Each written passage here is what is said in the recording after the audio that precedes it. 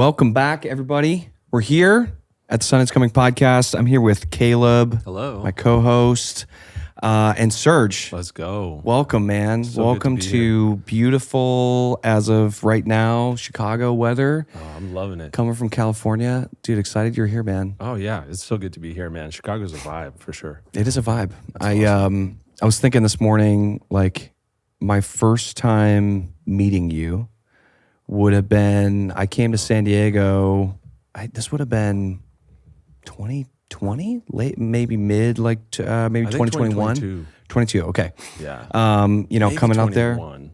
I don't remember. It feels After like a COVID. lifetime ago. It was like before COVID and after COVID. Yes. It was the in-between. That's when Kaleb found out that he loved San Diego, and he I never do wanted to like leave. San Diego. Yeah. And it's probably my favorite city in California, man. Like, it's just... You were helping us find a production guy, and I think at that point you were like, "Hey, maybe I I could do that's.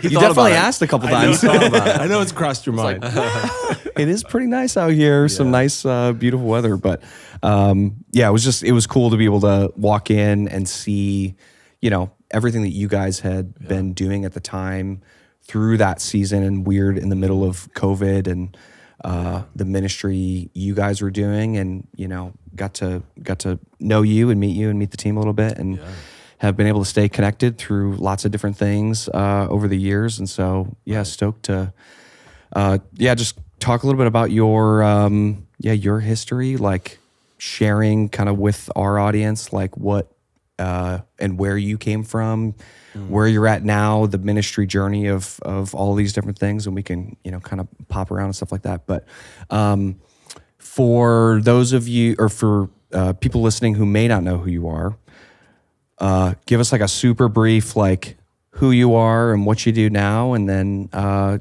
of jumping into your like ministry journey that led you to where we're at today. Yeah, man. So I'm a worship pastor. I don't know if that's who I am, but that's something I do. I'm a worship pastor. I have been for probably 20 plus years, which is crazy to say out loud because I'm like, dang, it's been so long. But currently at Bayside Church at the Auburn campus.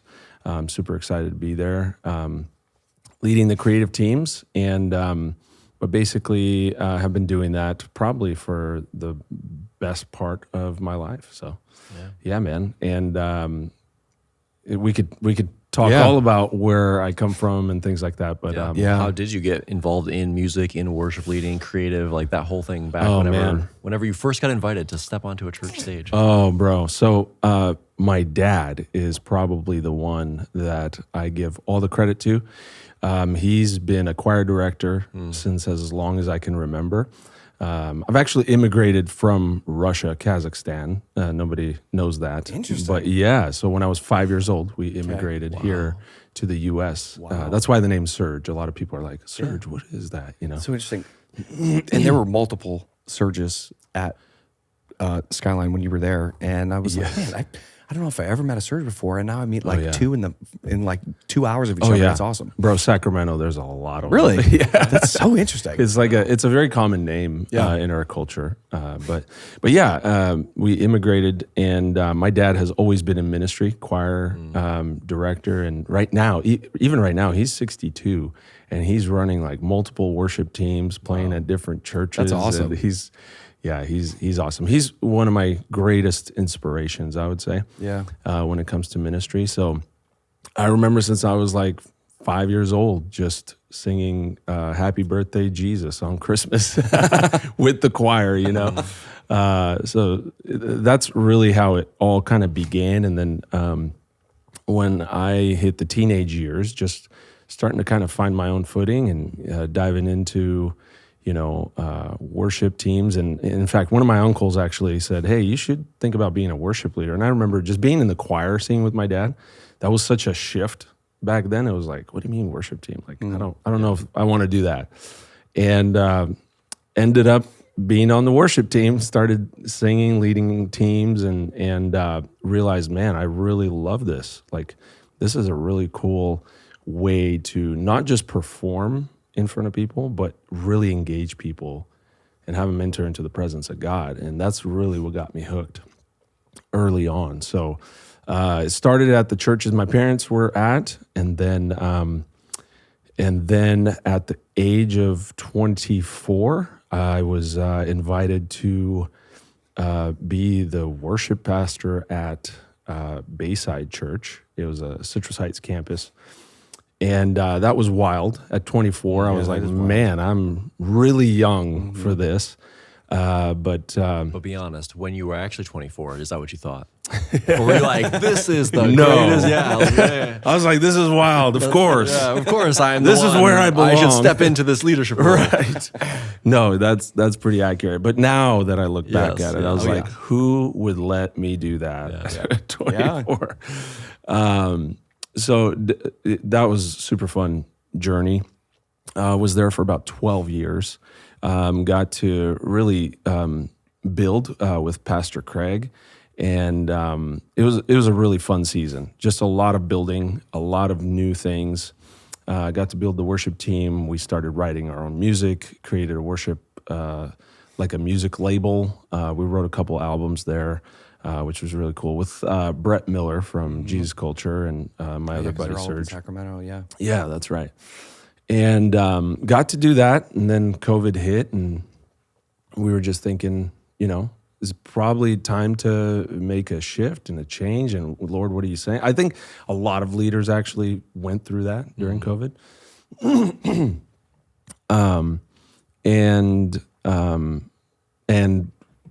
The doors kind of opened to go to San Diego. There was a church called Skyline Church, and we kind of made the jump. It was kind of wild because we just kind of left everything. Yeah. We sold our house and just moved. Wow. No family, nobody we know there. Actually never even thought about, it wasn't even a dream to like live in San Diego, but it was more like ministry based. It was like, hey, I feel like God's calling us there. I'm sure so many people would be like, of course, God's calling me there too. Kaleb was called there every day, literally. I think you're resisting the call of God on your life, my friend. You need to, I think the joke at Bayside is like, hey, we're just waiting for God to call us to launch a campus in Hawaii. Totally. That's really the spot. I'm also being very called there right now. Went to San Diego. Got to serve on the executive team there as the worship pastor and over production and just a different culture, obviously there, but amazing church, and got to build a lot of relationships there. And we lived there for like 4 years, and then we have 4 kids, by the way. I forgot to mention we have 4 kids, 13, 11, 8, and 5. And they were a lot smaller when we moved to San Diego, so that was wild too. But yeah, after a season there, felt like the kids really wanted to be closer to family and just kind of come back to our stomping grounds. So we moved back about a year ago, and now I am at Bayside Church at the Auburn campus, which is up in the foothills. Got it. And it's a really cool campus. Same church. Same church. Back to the same church. Yeah, dude. Yeah. That's so interesting. Yeah. I think we should talk about that because, it's always unique when you have leaders who are in a seat, especially like 12 years is also not a short period of time for you to be at Bayside, and then leave.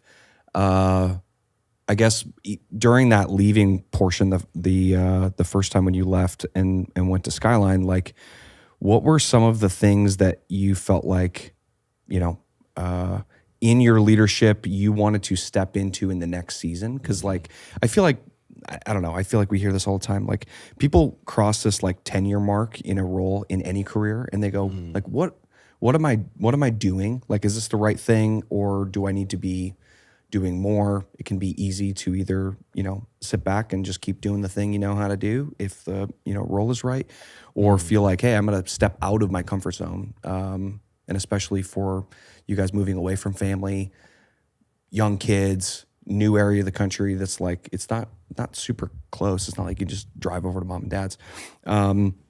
into, this next season. So just wondered like what were some of the things that you felt like God was, putting on you to step into, whether it's in your leadership or the next church ministry, and like that journey of figuring out like, hey, it's time to I think people wonder, else. like, like you said, you've been in a role for a while, and it's like, hey, is some of this just me? And I'm kind of feeling restless, and I can reinvent myself where I'm at, versus I need to actually look at something new and some of the sort of, discernment on that, I guess. Yeah. No, that's a great question. I think, you're right. After you hit that 10-year mark, you're like, well, got to do a lot of different things. It's like, do you rinse and repeat and continue to do those things? And I feel like during the COVID season, it really challenged me and my wife to really think about just the local church, the overall church, and what does the church need today? Because it was a wild experience to see people isolated. Yeah. And really needing community, really needing the church, and really needing Jesus. Like it was a crazy combination. I know it's very controversial of how the church has handled things and all of that, but I still remember the desperation of people showing up to our church when we were shut down, and just tears in their eyes, just going, I need somebody to pray for me. I just feel so alone. And I think that's really what drove us in the next season. It wasn't like, hey, how can I do more music or build, I think the template is kind of the same, from church to church. But it was like, how could we continue the calling that God's put on our lives and not forget about it, not forget about the calling, and continue doing that to whatever that is. And that is to actually surrender and go, Lord, what are you saying? For us, it happened to be San Diego, but it wasn't like hey, if we were in San Diego, it was not at all. It was just something that really came about through all kinds of different channels for us. But it was more about, Lord, we surrender, like, use us.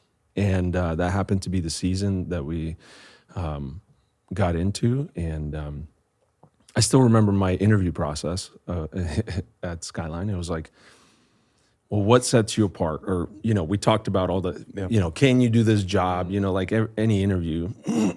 Sorry. And I remember saying this phrase because I really, truly, truly believe this. As a worship pastor, leading creative teams, it's such a big responsibility. Like it really, truly is. And I remember just saying, I really am called to just be a gatekeeper of purity on those teams. Everything else, there's experts who know how to do that. There's lighting people, there's production people.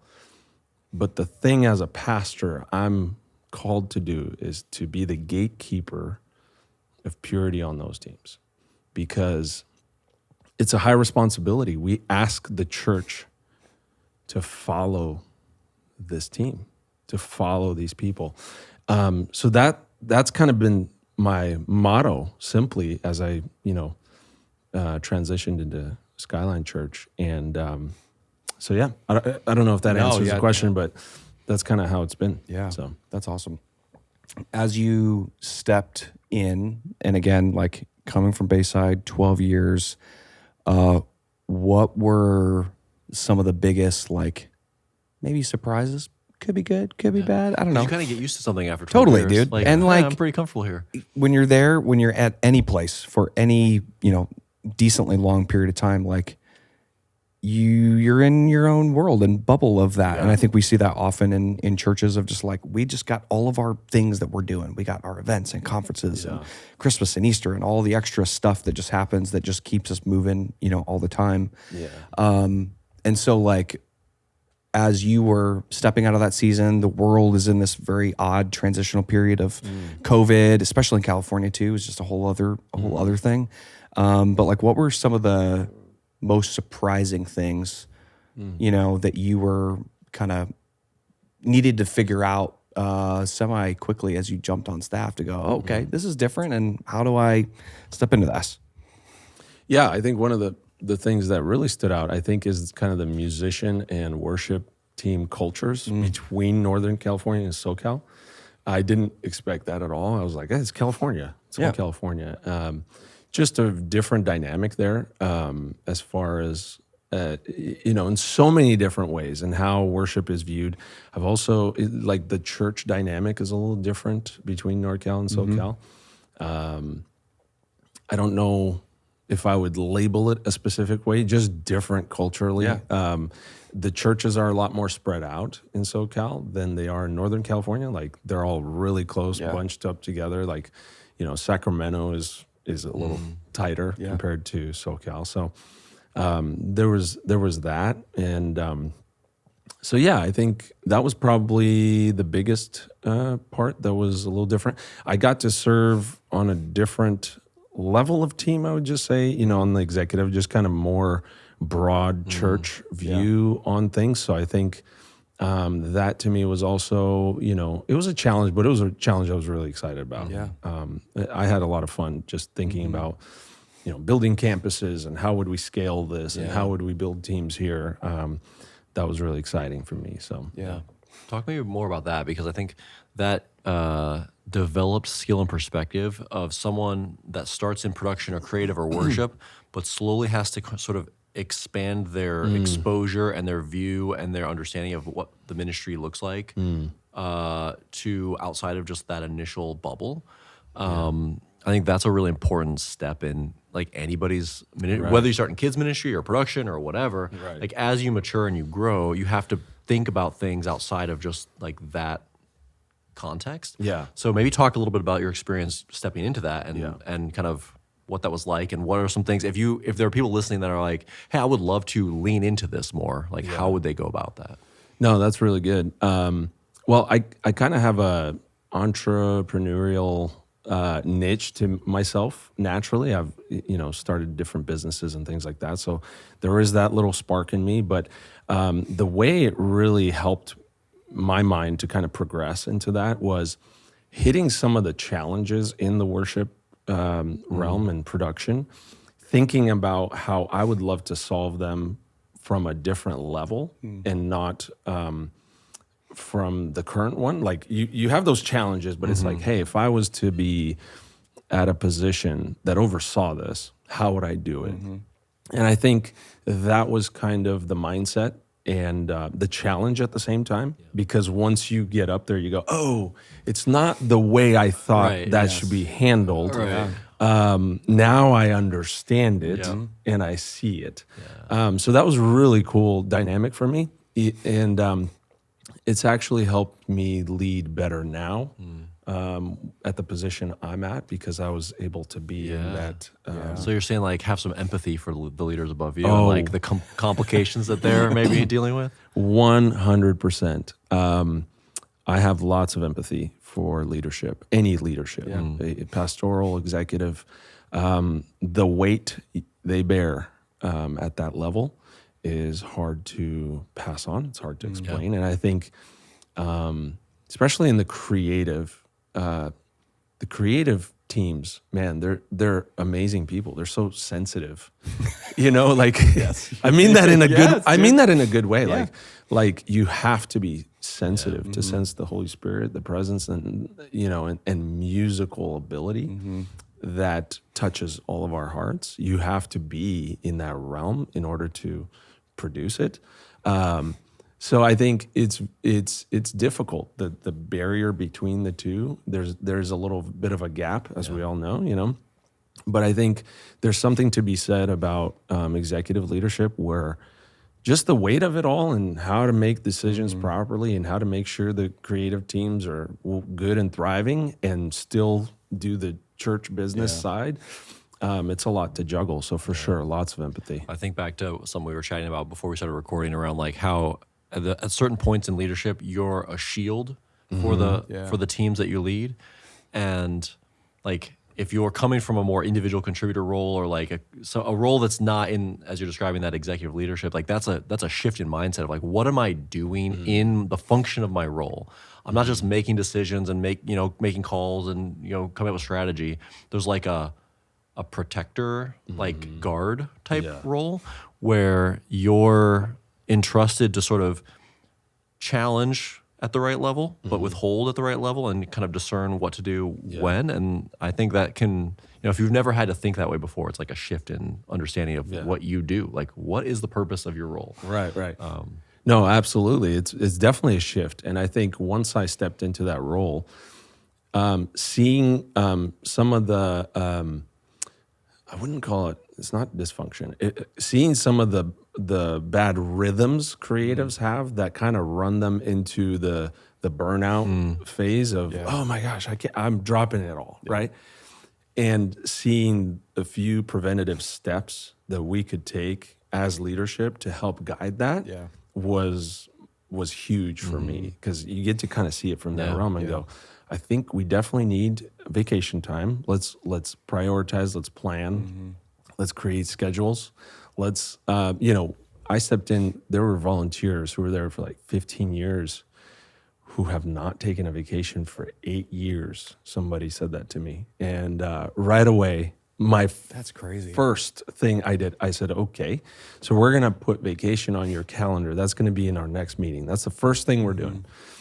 And it was wild, because they're like, how do I let go of this? This is my ministry. And it was like, we need healthy rhythms. Yeah. And it allows other people to step into your role, to learn, to develop, to grow and build teams. And it's kind of funny how that is. It's like being healthier and having rhythms creates bigger teams, not smaller teams. Yeah. It's kind of an interesting concept when you actually chase it down and go, oh, if we do this correctly, the way even God intended for us to have a Sabbath, for us to rest, it thrives and flourishes. It grows on its own. And we're reminded that we're not the ones growing it into existence. We're contributing to it by creating healthy patterns, you know? So it was definitely a mind shift to go, man, I see some gaps now in the teams that I'm leading. So that was really cool. It's interesting. I think so often when you're the doer on a seat, in a church role or whatever, it's very easy to look at executive leadership and be like, man, if I was at that table, I'm just like, this is so easy. Why would they not think of it like this? And it's very easy to, be apart from that and look from the outside in and go, my gosh, how can they not think about these things as we're, doing whatever. But I think it's an interesting seat where you are one of those creatives. You are one of those people that has that experience. And so to be able to bring that into the executive team when you were there to go, hey, I'm sure that you brought a different perspective to some of the other leaders that were on that executive team. They were like, oh, I didn't even think about that or what that would do when we're making these decisions at the top. And just the weight that can, the relief that can be given to the teams underneath them to know, hey, we have a person on that executive team who is advocating for us, who cares and understands what it actually is going to take to do this thing that they're talking about doing, some big event, some Christmas outdoor thing, some 20 tons of snow bringing in from Mexico to do this, this thing. That was a thing. That was a thing. And just the weight that it has to be on a team, knowing that somebody has your back as a creative is a very big relief. And one of the things you said too of just like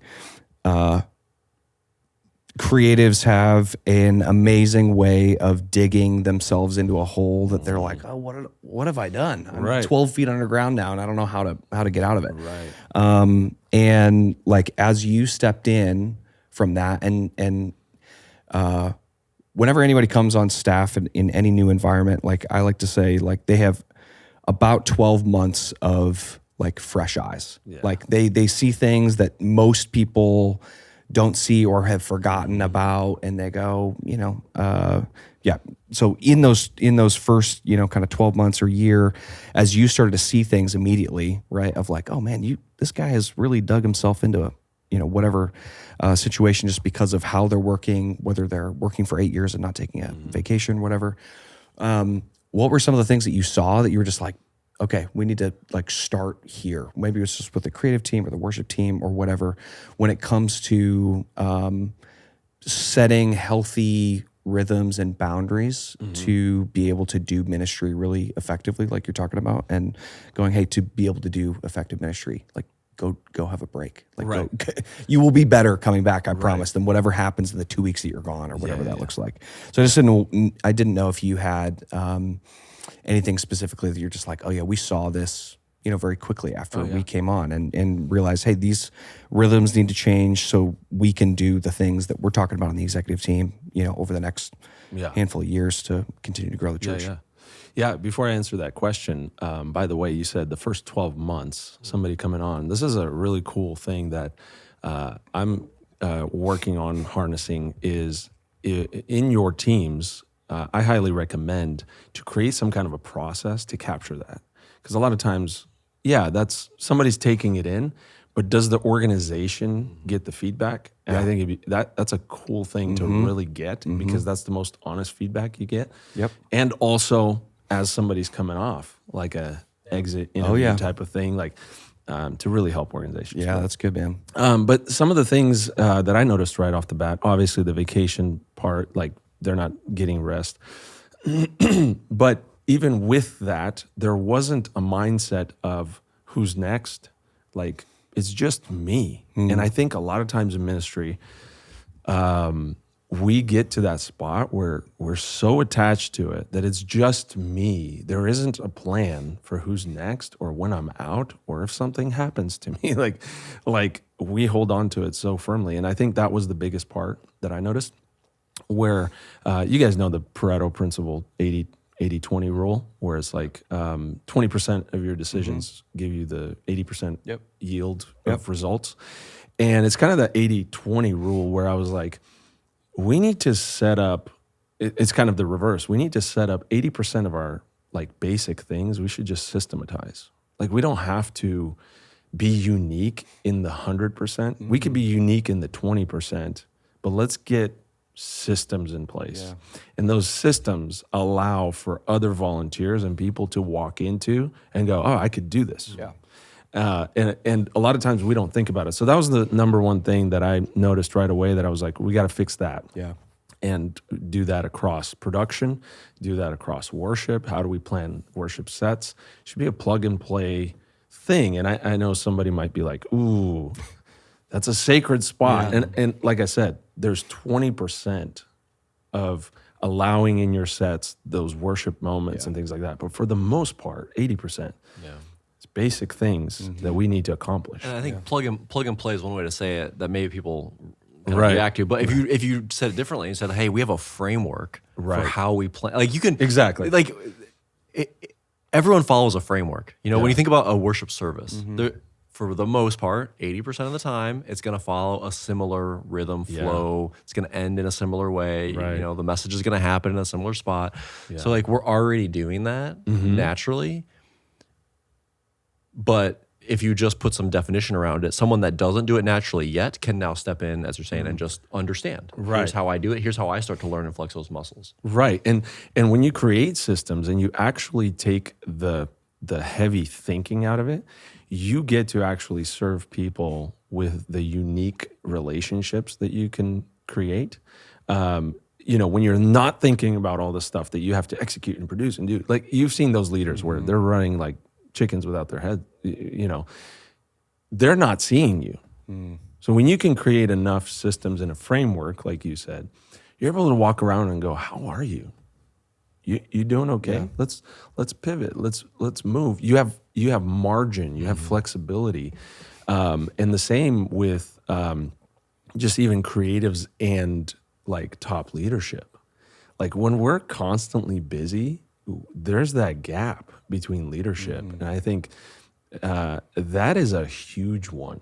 to start really filling and making sure that, hey, we're serving the overall church, we're serving the lead pastor's vision for what worship needs to be, and we have to have that margin in order to stop and see.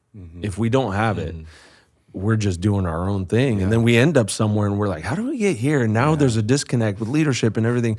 What's going on? I've sacrificed so much, you know.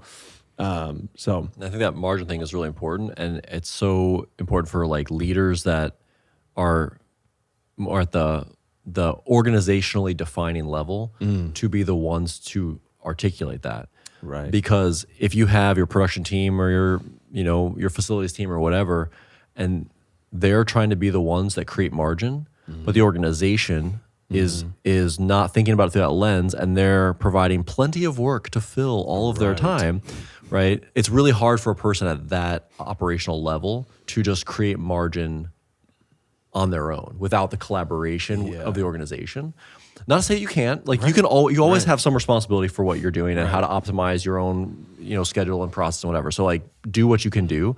But you'll be so much more effective if you're in a leadership role and you have a little bit more ability to influence things to set the tone of what that is and give permission for creating margin and having time for relationship, like you're saying, to be part of the culture of the organization. Right. And I think that's easy for leaders to miss. But it has even a bigger ripple effect, because if they're missing it, they're losing out on that margin and that time. But because of where they sit in the organization, they're also causing untold number of other people to lose out because it's not part of the culture. It's not just affecting them; they're affecting a lot of other people. So just kind of being mindful of the weight that can have. And depending what size church, that also fluctuates and changes. But I would say that was one of the challenging parts of being in that middle seat between executive leadership and creative and worship teams. I think between our teams with worship and production and volunteers and campuses and all this stuff, I had a team of about 150 to lead and to make sure that all the things happen, but at the same time, seeing where we're going, all the things that need to happen. So it's a really interesting and tough seat to be in, because you feel the pressures of church logistics, but then you have to filter. Like there was a lot of times I would just, after exec meetings and things like that, we're dreaming and talking about, that I'd have to just sit and process and filter before I talk to my team. Exactly. Just how to spoon feed the vision.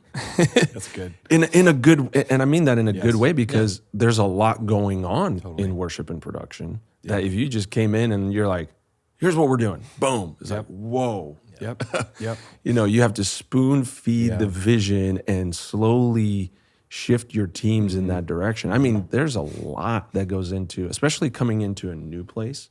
Like I said, with volunteers being there for 15 years, not taking a break, there was a lot of that to undo and repair first, knowing, and as a leader, knowing where we need to go. You have to start the work early in preparation in order to start steering that team that direction. If you don't do any of those preparations, man, it's going to be tough ride. It's not like you can just tell those people, hey, I heard in a exec community, whatever, we're like, we want to launch 10 campuses in 10 years. Right. Whatever that is, because you can't say that, because then they go, how in the world are we going to do this? We can barely function with the one campus we have. Exactly. Whatever that looks like, and it takes it out of context of the rest of the conversation, and all you hear is, oh my gosh, I have so much stuff to do, and they're going to expect me to do all of these things. And when conversations like that get taken out of context, everything tends to fall apart very quickly, because you don't understand the seats that you guys are sitting in. And I like the word filter, probably more than a shield. I used to say shield too, but I like filter, and sometimes it was a shield, because I go, you don't want to hear what it's not one-sided. Correct. But I think it's good to be able to do that, because your team. You know how to spoon feed them that information that's going to help them understand in the way that they process information, the way that they process how we're going to accomplish something, and it's just like, You're an interpreter. yeah, dude. It's just like I can't say the same thing to my daughter that I say to my son. Like they have to. I have to say it differently, even if I'm trying to articulate the exact same thing. They hear things differently. The verbiage of how I say it, like my son needs to hear it differently than my 11-year-old daughter. It's just it's just is the way it is. And it's got to be relational. Like I got to work with Dennis Choi for a little season. I love that guy. And he said something profound that stuck with me. And he said, he's like, always make sure in leadership that you are creating plenty of deposits before you ask to withdraw. And that was huge, because how many times are we running so fast that we're withdrawing from our team? Hey, I need you to do this and that. But start with deposits, and then when the time comes to even spoon feed the things that, there will still be gaps in how you're going to present it, but now there's something to withdraw out of on a relationship basis to go, hey, we trust each other. We're in this together. And, we're able to pivot and flex a little bit. Because in that position that I was at, there's a lot of flexing that has to happen. Yes. On both ends. Yeah. You know what I mean? Yep. So. Or and you're like, hey, remember that thing that we said we were going to do next month? Turns out we're not going to do it. We're canceled. We're doing whatever. We're doing this other thing. And now we're, and it's just like, it can. And how do you? This is something I'm passionate about. How do you deliver that without throwing your leadership under the bus? 100%. That's massive, because you don't want to be that guy that creates, and then you're going to need, a shield. You're going to need an environment where you're just now blockaded yourself with the team by doing something like that. So how do you deliver that without throwing leadership under the bus? Because when you understand the weight, when you understand, it's almost like it's a crazy spot. You have two teams. Totally. You love both teams. You trust both teams. How do you navigate that with the creative world? Man, it was definitely challenging. Yeah. So in your experience then, you mentioned making deposits. Just as some examples to help people maybe have never thought about that before, like what were some of the things that you found to be effective ways to make those deposits relationally? Like I said, if someone's stepping into a new role, or just maybe it's a role they've been in, but they're like, hey, I need to put intentional effort into that. Like what does that start to look like? Oh man, that's good. Early on, I think definitely coming around the teams and making sure that I'm touching all the bases, even production. Like that was the biggest thing for me to connect is there's naturally always a disconnect between worship and production, and I really wanted to bridge that gap. So making sure that we're really interacting with production and thanking them and working together. A big one, I think, for teams when it comes to deposits is diving into something they really care about and working alongside of them and bearing that weight. You do a project with some of your team, you jump in on a loadout, you gain trust as a worship guy. Oh, yeah. Yep, totally. I think, a lot of times worship guys are like, I'm done. We led the service. I'm going to load out my guitar. I got my guitar. Right. I'm loading out, guys. Here I go. My pedal board, my guitar. I'll see you. Right, exactly. I would say a majority of ministry, man, is like stick around. Talk to your people. So good. Get to know your church. Yeah. Like load in and load out with your guys. Man, next time when you go, hey guys, I really need your help on this. Yeah. Of course. Yeah. So I would say the biggest part is dive into where you see the challenges on your teams are and work alongside of them. You might not understand it all, technically, but dive in and go, hey, help me understand how we're doing the sound here. We need this. But help me understand your process of how you got there and how you're doing this, because I want to learn and understand. And boom, all of a sudden we're connected, and we're working together as one team. So that's good, man.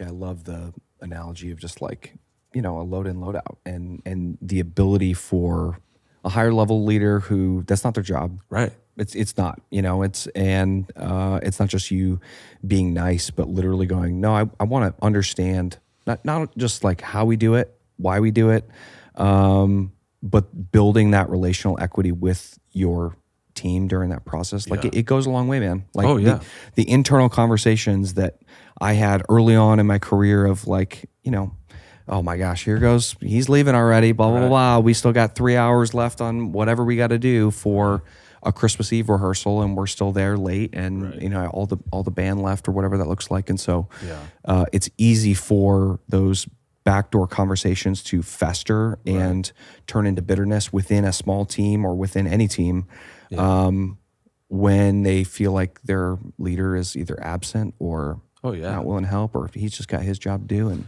and I you know, to all the worship pastors and anyone in higher leadership, like I always go, try doing something outside of your realm. Like this one time I was we had a drum kit and it was dirty, and I know the team's like working hard. Like we had Christmas, Easter coming up. There's a lot of load in, load out happening.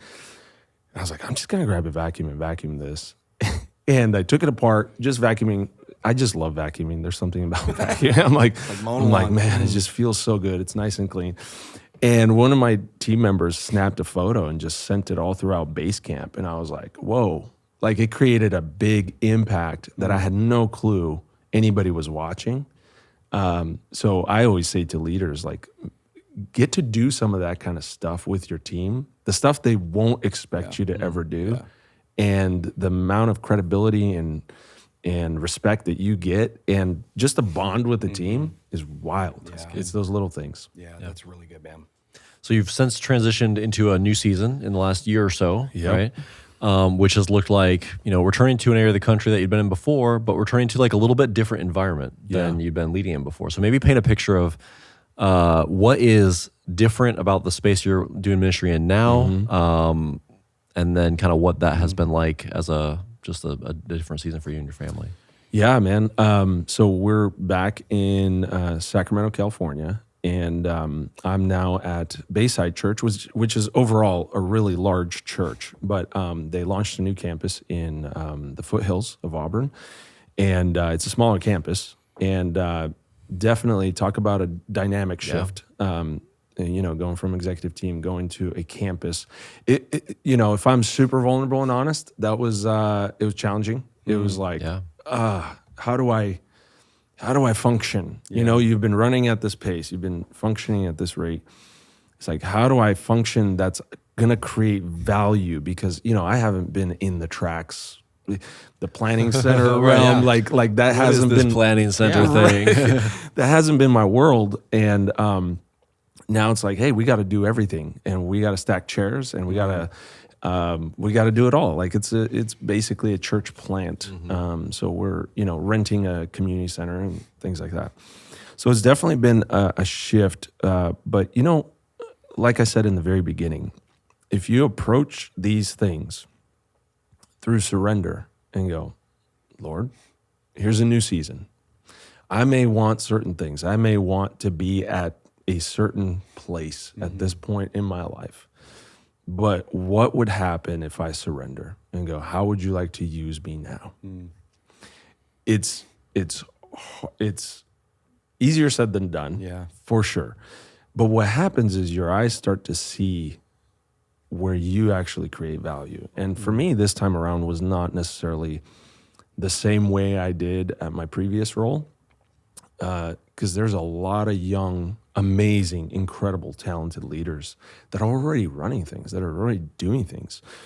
And I had to kind of adjust and go, how should my role look in fueling what is already happening, and also being that gatekeeper again, and making sure that culture, integrity, all the things I'm steering towards. So now it's more of a steer and kind of, I don't know if it's funnel, but steer and direct and make sure that, hey, the younger generation is connecting with the church, is talking to the congregation. Because a lot of times, you know, young leaders, they're like, man, we got to do these fire songs and we got to do what Elevation is doing, whatever that is. And I believe a lot of it, like worship and revival within a congregation, happens in knowing each other's stories. That's literally how the church in the Bible did worship. They didn't have a stage. They didn't have a performance-based type of worship. It was like, hey, tell me what God's doing in your life. And by just even getting to know people in the lobby, as they're leaving and they're coming, and believe me, they're hungry to get to know the worship team. You know, getting to know them, worship becomes so much more sweeter in the moment. As you're worshiping and you're singing the lyrics and you're singing the songs, you're watching people's faces, you're seeing people cry, and you go, I know that story, and it touches you. Yeah. And so that's kind of been my role, is making sure that, you know, we have a really talented team. I mean, probably the most talented team I've ever worked with. It's incredible. That's awesome. A lot of them are coming through Thrive School and just ready to roll, but it's just creating that character and that culture within the ministry. Yeah. So when it's, and you know, it's so unique because, you know, Bayside, for, I don't know when the Thrive School actually started, but like, you know, we were talking about it when you got here, just like the amount of people that we all know that have come through that program, whether they were on staff at Bayside and led interns that went on to go do these like crazy, amazing things that are, you know, still very heavily involved in worship and creative ministry. And just the impact that shaping the next generation of church leaders has, because we've talked about it on tons of different episodes. Like somebody invited all of us at this table at one point in our lives to come do that thing in ministry, whether it's, hey, come, you know, lead in the choir with your dad, or, you know, some, you know, dude coming to me like, hey, our audio guy's gone. Can you go back there? I'm like, sure. Sounds good to me, man. Mess it up. But. Yeah. And, but because somebody invited me along in that journey, like it led to my life career and the things that I'm passionate about, and then the passions that God put on my heart because of somebody going, hey man, like you want to come back here and do this and just try it. And, I just think like, man, what an impact, we can have as leaders if we continue to do that for the people that are below us. And you know, when you're a 24-year-old leader that jumped on a Bayside and you're like, I don't know why they did that, but I'm here. And, you know, and like that feeling that you had of being able to go, hey, I can do this and I want to step up into this season, and the people that are 24 on your team now, and how do you do that same thing, you know? And I think, I don't know, as you get older, I think it becomes harder and harder to be like, man, do I really want to give you this? Believe me. And I think the shift back and forth, like even the move back and forth, the position changes for me. Again, there's a price that I've paid just going through it mentally and emotionally, because it's hard. It's hard as a leader. You're like, I just want to elevate myself, and that's it. That's the only trajectory I want to be on. Like that's anybody in life. Like I want to be somewhere. And I think those shifts and changes almost kind of disorient you a little bit to be a little bit more open-handed. And when you're open-handed, you can do different things, and you don't have to be the guy. That's the thing I love in this new season for me is, you know, you get to a spot where you're like, you're the guy. Like you're the guy. And if you're not there, things don't happen. But when you start thinking, I don't have to be the guy. In fact, I want to start transitioning out. You allow so many other people to step in and try. There's going to be a lot of failure and trial and all that stuff, but that's the church, man. I think we've gotten probably a little bit too far to the side of trying to make it perfect at church. And church by nature is messy. And it's like, it should just have to be that way because we're all people.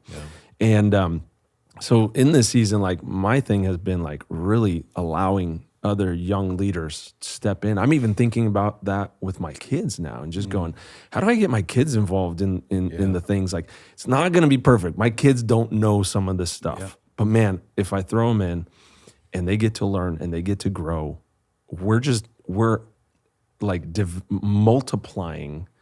There's a compounding effect of leadership that happens when you do that, you know? So. Yeah, maybe talk more about that, like with your kids and, you know, they're being adjacent or involved or, you know, proximate to church for their whole lives. Right? Like they know church, right? It's like almost like they've been on staff at a church their whole lives too, you know, like having to be behind the scenes and seeing your story and traveling, you know, different places and whatnot. Like, how do you think about creating a church experience that's really not just dad's job, but like something they're connected to personally, you know, in the way that you're, you know, just guiding and shaping their church experience. Man, you're hitting one of my favorite topics. I believe church starts at home. And if you don't start church, not necessarily church, but like your calling and worship on a Monday, Tuesday, Wednesday. I've told my team all the time. We're about to make a plaque that said we start worship on a Monday. On Sunday, we just invite everybody else into it. And I really believe that it starts in your home, in, you know, how you lead your family. I mean, 1 Timothy 3 talks about how you have to be a leader in your home first before you can actually lead a church and a congregation. And that has been the thing I live by and try my best, because we're not perfect, but I try my best to make sure that I don't stand in the way between my kids and the church, because that is so easy to do. And it starts at home. It's not at the church, because at the church, we're on our game. You know what I mean? Like, we're leading people. But it's like, hey, if I've messed up at home, how do I make sure that I connect with one of my kids before they go to bed and go, listen, I'm sorry. Yeah. Little things like that, believe it or not, actually create the church. Because if we're able to do that with the closest people, we could do that with anybody. And so it starts in the home. And when it comes to my kids' involvement, man, that's my heart and passion, that first of all, they know Jesus as their personal Savior. Man, they don't even have to serve or be in worship or none of those things. Like, I want them to know Jesus Christ as their Savior. And they do, but I want them to pursue that relationship. But then also, just in the season, staying out of the way when it comes at church. I feel like there's other leaders that can really impact them without me being that hover dad and just going, you should do this and you should, you know, I see those things as all of us do. But I think allowing other leaders to really build that relationship with them and guide them and create an environment. Like I said, my role is create an environment where not just my kids, but all the other leaders and worship leaders, production, whatever, have a thriving environment, family-like. It doesn't have to be perfection. We want to strive to be excellent, but man, it would be relational, and it would be a community of people that are chasing the same thing, which is Christ. That's awesome, man. And the ability to, you know, have your son play drums for you some Sunday morning, dude. That would be so cool. That's like a whole other thing. I remember you showing me, this would have been a couple years ago, of some video of him playing. I was like, what? How old is this kid? And it's so funny. There's some random kid that I keep seeing on some Instagram reels. There's just, I don't know, at some church in Texas, and you know, he's got these custom in-ears. I'm like, he's playing more in the pocket than a lot of drummers that I know. Right. So that's pretty awesome, man. It just goes to show, you know, young leaders. Oh yeah, dude. But I love that, and I love just that perspective of you know, your family in ministry like that. Like that was, I think back to, you know, maybe just some of the more challenging seasons of ministry for myself, and going, man, I don't want my kids to hate the church because I'm struggling right now as an employee of the church. Like, I'm really struggling for whatever reason, it doesn't matter. I don't want to bring that home and taint the perspective of my children's view of what church is and the beauty of what it ultimately is, even though it's filled with a bunch of broken people who lead it and who you know, and ultimately, man, like it's God's mission for the world, man, and it's through the church. Like, that's his plan. It's what his plan has been, and it continues to be. And so just recentering, I think, yourself in those seasons of like challenging seasons of ministry or whatever, to remember that and go, man, like we're just a bunch of broken people, and helping shape that that perspective for the next generation of leaders, whether it's your kids or your 15-year-old volunteers running your cameras on a Sunday morning, you know? Yeah, it's good, man. We've talked a lot on this conversation about like leadership and teams and culture and whatnot, but after being in this new role for like year-ish or whatever it's been, you're thinking about the next season. For you personally, what are some of the things that you're working on, like for you as an individual, as just, trying to be a better human and grow and like understand yourself and how you show up in the world better? Like, what has that been looking like? And I think that might be a good way to encourage some of the people listening who, that whatever seat you are on the bus in ministry, like that's the thing that's constant is like growing yourself and getting better. So what has that been like for you? No, that's really good. And I think, as a leader in creative, if we're all honest, like the spiritual side for us, it might be a shocker to some people, but spiritual side is very challenging for us to have our own time together because we're outputting so much. And, like the church walks away every weekend going, those are the most spiritual people because they're leading me, and a lot of times you're pouring out and you're just not getting enough poured in. And I think in this season, having a different scale of ministry that I'm doing right now and just that coaching mentality, I'm like, oh, I got to stay filled up. And making sure that, for me right now, it's like early mornings is just quiet time. We have a big family, 4 kids, and just quiet time, wake up and read the scripture, man, and just go back to the basics. And man, it has been a shift for me on the daily for sure. Just the way I, welcome my family as they wake up, very different than when I'm getting up and I'm like, I gotta go. Yeah. Because in ministry, we're always going, always.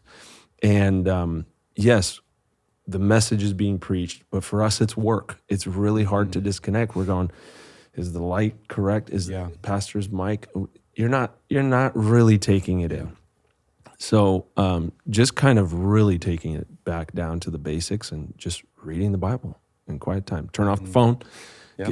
There's nobody's texting you that early. Yeah. So it's a great thing. It's like just focusing on that, and that's been one of the things that I've been really trying to make it a discipline and for myself. That's cool. So, as you describe, sort of like the way you show up, like even in the morning when your family gets up, like that thread of like, how do I show up? And like, what is that presence like? I was thinking back to what you were saying about like relational deposits for your team, your volunteers, like all of those things, whether it's with staff or volunteers or your family, there's like the presence that you have just in every interaction is so much of what shapes how they perceive you. Right. Not what you said or what you did or what work you're doing next, but like what is that presence, that energy, that tone that you're able to be with them. So I think just that's something I'm reflecting on as you say that, of like, okay, how does that look in not just at work? Right. Bring that intentionality even home, Right. What's the famous, people won't remember what you said, but they'll remember how you made them feel. Yeah, there it is. And it's huge. That's a big one with my wife as well, because, you could come off in a certain way, and just making sure that, one of my pastors used to say after a conversation, he would say, "What did you hear me say?" And that was a really cool follow-up and feedback loop of oh, you said this, but here's what I heard. Yeah. And I feel like keeping that at the forefront of every interaction with your kids, with your spouse, with your team, with your leaders. And just, again, if you don't have margin, you're not thinking about that kind of stuff. Giving yourself margin, starting early, making sure you're poured into, that you walk into environments and you're like, I'm here to serve, not execute something and get something done. I'm here to serve the church, the leaders, your leadership, whoever it may be, and just being available. And you're right, you create that presence by walking in that kind of a mindset and that kind of a posture. And we all know leaders, family members, that when they walk in the room, their attitude shapes the rest of the room and how the rest of the day is going to go, or whatever this conversation is going to be based on how they're feeling that day. And we all have those people in our lives, and it can be hard to separate those things too, especially when you think about, a family, and whether that's like, hey, just sit in the driveway in your car for 3 more minutes, like in silence before you walk in the door, and take that, work hat off and go, hey, like it's 5:30 when I get home. I got 3 hours with my kids right now to like show them whatever the best version of me and being a dad and a husband is. I got 3 hours before their bedtime, and then we wake up and do it all, over again tomorrow and go to school and all that stuff. And just separating some of those things sometimes is just, it's very hard to do, but it's very, very important. It's very important. And I think, as you were talking, I was thinking, especially in this season, and I don't know, probably because I've just done it a couple times now, I think that ability actually starts with creating boundaries to what you say yes to. Because I think when you're a young leader, you're like, yes, everything. 1,000%. Like, hey, can you do that? Absolutely. Of course. And you get to a spot, you're like, I don't want to do this anymore. And finding that pace and going, I can't say yes to that because I have to guard this margin that I'm responsible for. I always like to think of it this way. What are the things only I can do? And I try my best to just focus on those, because nobody can do those things. But there are some things that you want to say yes to that so many other people can do. So making sure that you say yes to the things only you can do and really guarding, therefore you have margin. Sometimes it gets really boring, just to be honest. It gets really boring to stick in that. But now you have the capacity when things shift, when things flex, and you don't have to be that leader that just anxiety. Totally. You're a leader that can come around somebody and go, hey, it's going to be all right. It's going to be all right. We'll walk through this. Like, how valuable is that to have a leader like that when you're putting out fires can come alongside you, and you're right, bring that presence and be like, hey, it's going to be all right. We'll get through this. This is not a big deal. This might seem huge to you, but this isn't a big deal in the grand scheme of things, and having that capacity. So I think people view margin, especially in a church, as like, I'm not working, or I'm not doing my job. I'm not like, I should be doing something else right now. And I think that's in every seat, probably in every career. But just like building margin into your workplace and knowing that is actually an extension of doing your job better than it is of just like being busy to be busy, because that's what we do. And I just think the world that we live in, Western society has continued to build that up more and more and more, and it's worse than ever. And the ability to do anything from anywhere also makes it harder, because I'm like, it doesn't matter if I'm on vacation. I could still, I still got Wi-Fi on the beach. Like, fine, whatever I got to do, I could fix it. I'm team viewing into some computer on my phone on a beach some one time, and I'm just like, man, like having the margin and knowing that like that's a good thing in your life, and I would say, as a leader, try stepping out of the things you're constantly doing, and you'll notice it still goes on without you. And that's why vacation's important. That's why stepping out of your role occasionally is important. Obviously, you got to talk that through with your leadership to create those rhythms. But when you step out and still see it successful, you're like, oh man. It really shifts your thinking. You're like, I don't have to be the one. I have to create the culture. And especially as a leader, man, you have to steward that culture. You have to hold it with everything you've got, because that's the thing that differentiates different teams. It's not the stuff you accomplish. You could be accomplishing a ton of stuff, but burning out behind the scenes, and you're just minutes away from the team crashing. That's good. That's really good, man. I love that. And there's so many just like key things that I think people need to walk away from this conversation and just go, hey, what are the things in my life, in my seat, in my role that I can either put more boundaries around, I love the focusing on the things that only you are good at, man. Like it's so easy. I mean, we were just talking about Thrive and just like maybe it was in the lobby and just like talking about you're ingrained in all of these different things so you can do all of these different things and the ability to build up leaders who have skill sets in a bunch of different areas. But ultimately, as you are honing in your leadership in a seat in a church, like do the things that you're really good at and then bring somebody alongside. So when you get hit by a bus or when you go, when you want to go to the next church, whatever it is, like it's so clear, like obviously Joe is going to be my replacement because why would it not? It's not a question of that. And not just replacing yourself, but ultimately I think the thing we're really dealing with right now under it's kind of the underlayer that I think is maybe not as obvious and not spoken about is there are so many leaders who want to quit today. Oh yeah. I'm sure just hearing the sound of my voice, they're going, that's me. Yeah. That's me. Yep. Honing down on what only you can do, creating the margin and stewarding culture, you can do this long term. You don't have to be like, I want to give up. I mean, at the beginning of my ministry, there was times like, I'd be driving home from church. My wife remembers this. I'm like, I'm going to quit. I'm going to quit. This is too hard. Yeah. This is too hard. And then I remember what I was doing and I was doing everything. And there are so many people waiting to be invited into ministry and they can do so many different roles. You don't have to do it all. Narrowing it down, honing down so that you can have longevity in ministry, in the calling that God's put you in. Because who are we to give up the calling that God's put on our lives just because we can't structure, we can't manage our time?